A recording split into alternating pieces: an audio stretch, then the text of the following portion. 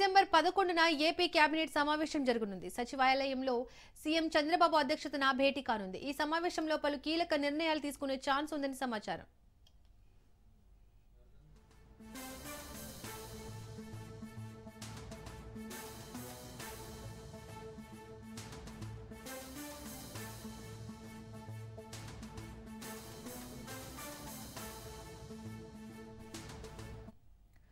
December 11న AP cabinet సమావేశం జరగనుంది. సచివాలయంలో సీఎం చంద్రబాబు అధ్యక్షతన భేటీ కానుంది.